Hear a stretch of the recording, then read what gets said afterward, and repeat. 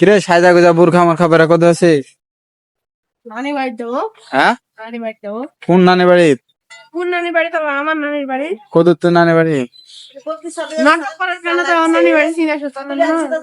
চিনাশো যাবি তো এখন? কে লিয়ে যাবে তো? 12-18 বসে আছে সামনে বলা নাই কও নাই। নিয়ে যাবেন? আমি লিয়ে যাবো মানে? হ্যাঁ। আমি তো লিয়ে যেতে চানো। বাড়ায় না বললাম কদিন থেকে বুক আছে এখানে একটা বাড়ায় টাড়ায় আসে বলছি। হ্যাঁ হ্যাঁ, যাওয়া হবে না, না আমি যাবো। যাইতে হবে না। যাও। হাট। যে গাইস বাড়ির অবস্থা দেখেন, সবাই তো দেখালে জিজ্ঞেস করেন যে বাড়ির অবস্থা কি ভাই।